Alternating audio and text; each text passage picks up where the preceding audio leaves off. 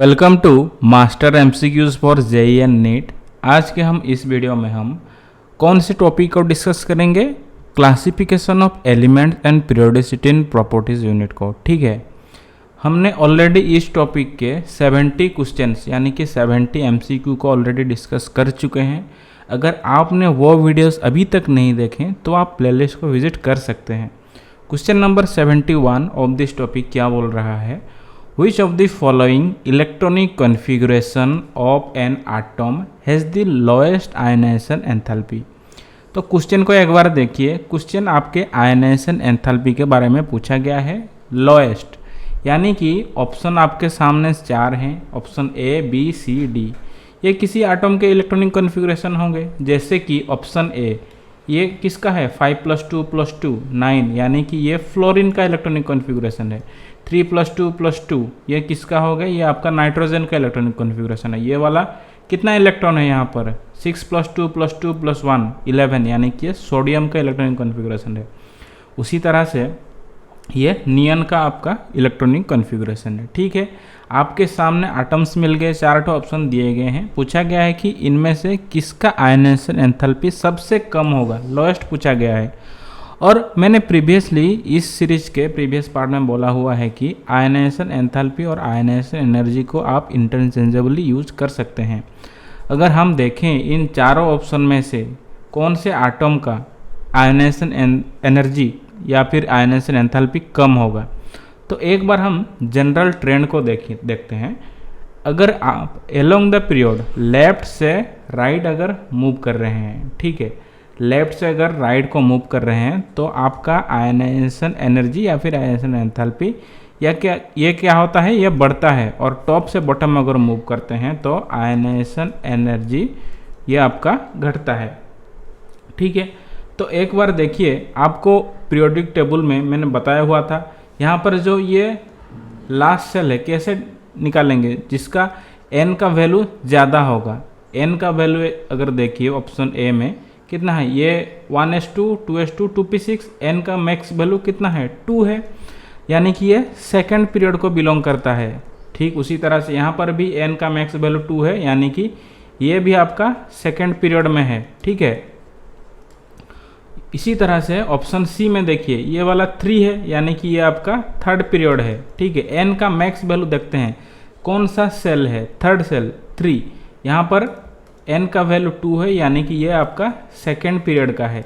तो इसी तरह से देखते हैं, तीनों ऑप्शन आपके सेकेंड पीरियड के हैं, लेकिन एक ऑप्शन जो कि ऑप्शन सी में सोडियम, वो आपका थर्ड पीरियड में आ रहा है। और डाउन द ग्रुप अगर जाएंगे तो आपका आयनाइजेशन एनर्जी कम होगा, यानी कि इसका आंसर हो जाएगा option C. Lowest ionization enthalpy किसका होगा? सोडियम का। ठीक है, हमने जनरल ट्रेंड को ही लेके इस क्वेश्चन को सॉल्व कर लिया है। क्वेश्चन नंबर 72 को चलिए मूव करते हैं। क्वेश्चन नंबर 72 में क्या पूछा गया है? What is the order of successive ionization energy? ठीक है, आयनाइजेशन एनर्जी के ऑर्डर को पूछा गया है। सक्सेसिव आयनाइजेशन एनर्जी, ठीक है, सक्सेसिव आयनाइजेशन एनर्जी मतलब पहले एक एटम से अगर आप इलेक्ट्रॉन निकालोगे तो वहाँ पर जो एनर्जी रिक्वायर होगा वो होगा आयनाइजेशन एनर्जी 1। उसी में से दोबारा जब निकालोगे वहाँ पर होगा एनर्जी जो रिक्वायर होगा आयनाइजेशन एनर्जी 2, और तीसरी बार आयनाइजेशन एनर्जी 3। ये आपको समझ में आ गया है? मैं आपको एग्जाम्पल लेके समझा रहा हूँ।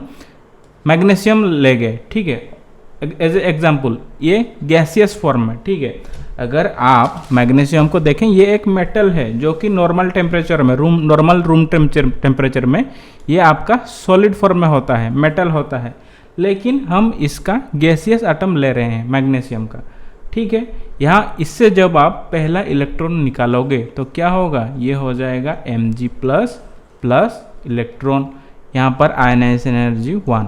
ठीक है, उसी तरह से अगर इससे दोबारा इलेक्ट्रॉन निकालोगे Mg+, इससे अगर आप दोबारा इलेक्ट्रॉन निकालोगे तो ये हो जाएगा Mg2+। ठीक है, यहाँ से इलेक्ट्रॉन निकला, यहाँ पर होगा आयनाइजेशन एनर्जी 2। ठीक है, यहाँ पर जो एनर्जी रिक्वायर होगा वो होगा आयनाइजेशन एनर्जी 2। उसी तरह से फिर से अगर यहाँ से आप इसी सेम एटम से, सेम गैसियस एटम से अगर इलेक्ट्रॉन निकालोगे तो ये हो जाएगा Mg3+। प्लस एक ठो इलेक्ट्रॉन, यहाँ पर होगा जो एनर्जी रिक्वायर होगा वो होगा आयनाइजेशन एनर्जी 3। समझ में आ गया। अगर हम देखें वैल्यू को तो यहाँ पर आपका 738 किलो जूल पर मोल एनर्जी लगेगा। उसी तरह से यहाँ पर 1451 किलो जूल पर मोल और यहाँ पर 7733 किलो जूल पर मोल। आप देख सकते हैं इससे यहाँ से आने तक लगभग 2 गुना एनर्जी लग रहा है, फिर उसी तरह से यहाँ पर लगभग 5 गुना, यानी कि आयनाइजेशन एनर्जी 3 ये ज़्यादा होगा आयनाइजेशन एनर्जी 2 से, आयनाइजेशन एनर्जी 2 ज़्यादा होगा आयनाइजेशन एनर्जी 1 से। समझ में आ रहा है। आयनाइजेशन एनर्जी क्या है? The amount of energy required to remove an electron from an isolated gaseous atom. ये होता है डेफिनेशन आयनाइजेशन एनर्जी का। अगर आप सेम आटम पर देखिए तो ये होगा ऑर्डर आयनाइजेशन एनर्जी 3, यानी कि लास्ट वाला सबसे ज़्यादा होगा, और आयनाइजेशन एनर्जी 3 यहाँ पर है वो ग्रेटर देन होगा आयनाइजेशन एनर्जी 2, और आयनाइजेशन एनर्जी 2 ग्रेटर देन होगा आयनाइजेशन एनर्जी 1। ये ऑर्डर का आपको कॉपी में लिख लेना है। ऑप्शन सी में है, ऑप्शन सी हो जाएगा इसका करेक्ट आंसर। समझ में आ रहा है कि नहीं आ रहा है? ठीक है, नेक्स्ट क्वेश्चन को मूव करें। चलिए मूव करते हैं क्वेश्चन नंबर 73। क्वेश्चन नंबर 73 में पूछा गया है कि the element Z equals to 114, यानी कि एक एलिमेंट का एटॉमिक नंबर है 114, has been discovered recently, it will belong to which of the following group and electronic configuration. ठीक है, क्वेश्चन में पूछा गया है कि एक एलिमेंट जिसका एटॉमिक नंबर है 114, इसको रिसेंटली डिस्कवर किया गया है। ठीक है, तो ये कौन से ग्रुप को बिलोंग करेगा और इसका इलेक्ट्रॉनिक कॉन्फ़िगरेशन क्या होगा? अगर हम पीरियोडिक टेबल को देखें इसमें कितना ग्रुप है? 18 ग्रुप्स हैं। ठीक है, 18 ग्रुप्स से 7 पीरियड्स हैं। ये जो 18 ग्रुप्स में से ये कौन से ग्रुप को बिलोंग करेगा? वेरी इजी क्वेश्चन है, वेरी वेरी इजी। कैसे इजी? देखिए, जो आपका 118 वाला एलिमेंट है ये आपका पीरियोडिक टेबल का आखिरी में होगा, यानी कि यहाँ पर होगा ग्रुप 18 में होगा। उससे पहले ये वाला यहाँ पर कितना हो, ये वाला होगा 117, ये वाला 116, 115, 114। ये वाला अगर 18 ग्रुप में हुआ तो ये होगा 17 ग्रुप, 16 ग्रुप, 15, 14। तो ये वाला आपका 14 ग्रुप 14 में आ रहा है। ठीक है, it will belong to which of the following group. ठीक है, अगर हम ग्रुप 14 को देखें, मैं आपको एक बार पीरियोडिक टेबल को लेके जा रहा हूँ। देखिए, ये वाला ग्रुप 14 है। ठीक है, ये वाला 18 है, तो ये वाला कार्बन फैमिली को बिलोंग कर रहा है। चलिए ऑप्शन को एक बार देख लेते हैं, ऑप्शन में क्या क्या है। देखिए, कार्बन फैमिली है ऑप्शन बी में, तो ऑप्शन बी हो जाएगा इसका आंसर। क्वेश्चन में 2 चीज़ पूछा गया था, ग्रुप पूछा गया था। ग्रुप तो आ गया 14, लेकिन डायरेक्ट यहाँ पर ग्रुप 14 नहीं है, फैमिली लिखा हुआ है। जैसे कि ऑक्सीजन फैमिली ग्रुप 16 के एलिमेंट्स को बोलते हैं, nitrogen family, hydrogen family group 17 को एलिमेंट्स को बोलते हैं। उसी तरह से ग्रुप 14 के एलिमेंट्स को कार्बन फैमिली बोलते हैं। कार्बन फैमिली लिखा हुआ है। ठीक है, और ये होगा उसका इलेक्ट्रॉनिक कॉन्फ़िगरेशन। समझ में आ गया। नेक्स्ट क्वेश्चन को मूव करते हैं। Question number 74, an element has electronic configuration. एक एलिमेंट का इलेक्ट्रॉनिक कॉन्फ़िगरेशन दिया गया है। Predict there period, group and block. Okay, मैंने अभी अभी बोला पीरियोडिक टेबल में 18 ग्रुप्स हैं, 7 पीरियड्स हैं और 4 ठो ब्लॉक हैं। ठीक है, 4 ठो ब्लॉक कौन कौन से? S, P, D और F। ठीक है, एक एलिमेंट का इलेक्ट्रॉनिक कॉन्फ़िगरेशन दिया गया है। 1s2 मैं यहाँ पर लिख रहा हूँ, 2s2, 2p6, 3s2, देन आपका 3p4। तो एक बार ज़रा देखिए ये कौन से पीरियड को बिलोंग करेगा। n का मैक्स वैल्यू यहाँ पर n मैक्स वैल्यू कितना है? 3 है। ठीक है, तो ये आपका 3rd पीरियड को बिलोंग करेगा। ये तो आपका कन्फर्म है। ऑप्शन में देखिए पीरियड 3 ऑप्शन बी में है और ऑप्शन डी में है, यानी कि ऑप्शन बी होगा इधर या फिर ऑप्शन डी होगा। ये तो कन्फर्म है, यानी कि ए और सी ऑप्शन नहीं होंगे। चलिए एक बार हम ब्लॉक पता करते हैं। ब्लॉक कैसे पता चलेगा? देखिए आखिर में क्या है? 3p4, यानी कि p, यानी कि ये p ब्लॉक को बिलोंग करेगा। कौन से ब्लॉक को बिलोंग करेगा? p block. आखिरी एलिमेंट कौन से ब्लॉक में जाता है ये आपको देखिए लास्ट में कौन सा है? 3p4। यहीं से आपको मिल गया कि ये आपका p ब्लॉक में जा रहा है, यानी कि ब्लॉक p। यहाँ पर भी लिखा हुआ है ब्लॉक p। हमें ग्रुप निकालना है, ग्रुप 10 होगा या ग्रुप 16 होगा। तो देखिए ये कौन से एलिमेंट का है, 6 4 10 16, 16 यानी कि सल्फर। सल्फर आपके ऑक्सीजन फैमिली में आता है। अगर आप ग्रुप 16 के एलिमेंट्स को देखेंगे, ऑक्सीजन उसके बाद आता है सल्फर, उसी का आपका इलेक्ट्रॉनिक कॉन्फ़िगरेशन दिया गया है, यानी कि ये ग्रुप 16 को बिलोंग कर रहा है। ऑप्शन डी हो जाएगा इसका करेक्ट आंसर। ठीक है, एक बार हम पीरियोडिक टेबल को मूव करते हैं। देखिए ये हो गया ऑक्सीजन, ये हो गया सल्फर जिसका एटॉमिक नंबर है 16, ये आपका ग्रुप 16 को बिलोंग कर रहा है। ठीक है, समझ में आ रहा है, उसका आंसर आपको पता चल गया है। तो इसी तरह इस तरह के क्वेश्चन को कैसे सॉल्व करना है, ये जो इलेक्ट्रॉनिक कॉन्फ़िगरेशन दिया गया है ना, उसके लास्ट में जो लिखा है उसे पकड़ लेना। यहीं से आपका पीरियड मिल जाएगा और यहीं से आपका ब्लॉक भी मिल जाएगा।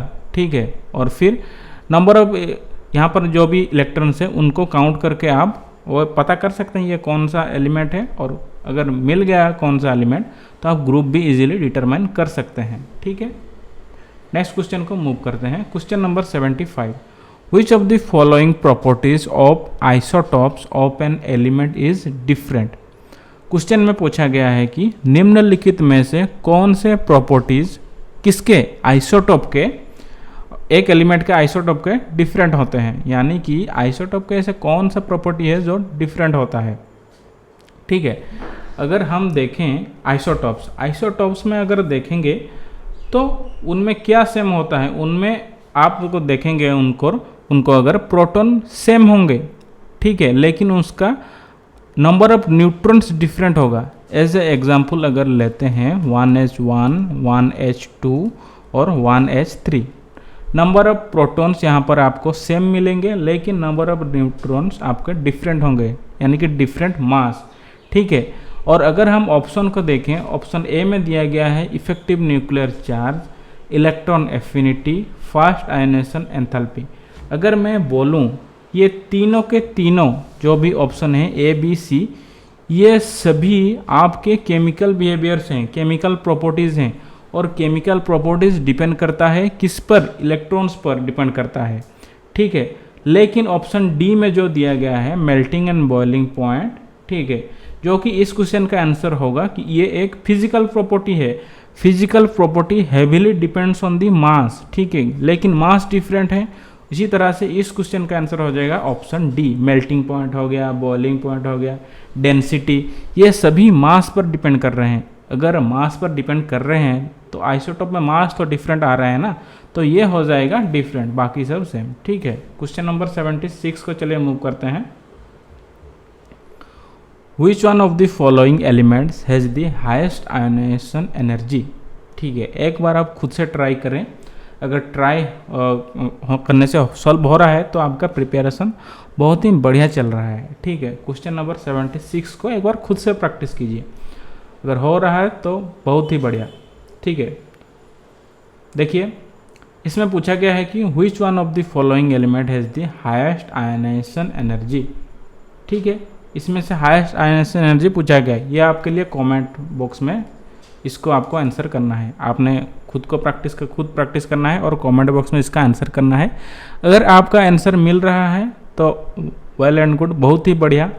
नहीं मिल रहा है तो एक बार कमेंट सेक्शन को देखिए, मैं जो भी ऑप्शन करेक्ट होगा मैं उसे लाइक दे दूंगा, यानी कि वो ऑप्शन आपका करेक्ट है। ठीक है, इजी क्वेश्चन है, ऐसा कोई मुश्किल वाला कोई बात नहीं है इस क्वेश्चन में। ठीक है, एक बार प्रीवियस पार्ट को भी आप देख सकते हैं, हमारे इस सीरीज को इजीली सॉल्व हो जाएगा। क्वेश्चन नंबर 77 को चलिए मूव करते हैं। क्वेश्चन में पूछा गया है कि which element is most likely to gain an electron to form an anion. Question में पूछा गया है कि ऐसा कौन सा एलिमेंट है जो कि इलेक्ट्रॉन को गेन करेगा और आनायन को फॉर्म करेगा। ठीक है, ऑप्शन में देखिए एक बार, सोडियम, क्लोरीन, मैग्नीशियम एंड नियन। ठीक है, अगर हम आनायन को देखें, ये क्या है, ये नेगेटिवली आयन है। जब एक एटम एक और ज़्यादा इलेक्ट्रॉन को गेन करता है ना, तो वो नेगेटिवली चार्ज आयन होता है, जिसे बोलते हैं हम आनायन। अगर हम देखें आनायन कौन सा, ऐसा चारों ऑप्शन में से कौन सा एलिमेंट ये वाला आपका इलेक्ट्रॉन को गेन करेगा और आनायन को फॉर्म करेगा। एक बार देखिए, सोडियम, क्लोरीन, मैग्नीशियम और नियॉन। नियॉन तो ये आपका नोबेल गैस ग्रुप में आ रहा है, इसका ऑक्टेट कंप्लीट है, यानी कि ये तो क्यों इलेक्ट्रॉन गेन करेगा, ये तो ऑलरेडी स्टेबल स्टेट में है। मैग्नीशियम को देखें अगर, ये एक कहाँ पर है, कौन से ग्रुप में है, ये आपका ग्रुप नंबर 2 में है। ये एक मेटल है, सोडियम भी एक मेटल है।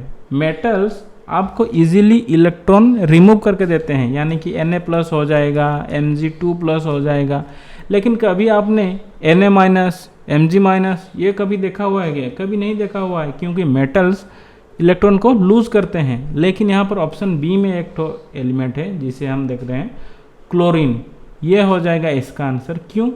क्योंकि देखिए क्लोरीन के आउटर मोस्ट वैलेंस इलेक्ट्रॉन 7 है। एक इलेक्ट्रॉन अगर ये गेन कर जाएगा ना, इसका ऑक्टेट कंप्लीट हो जाएगा, यानी कि Cl- में ऑक्टेट कंप्लीट हो रहा है। तो most likely to gain an electron to form anion हो जाएगा ऑप्शन बी क्लोरीन। और ग्रुप 17 के सभी एलिमेंट्स हालोजेंस ये वाला प्रॉपर्टी शो करते हैं, वो most likely to gain electron होते हैं टू फॉर्म अनायन। ठीक है, यहाँ पर क्लोरीन दिया हुआ था, इसलिए ये हो गया इसका आंसर। Question number 78।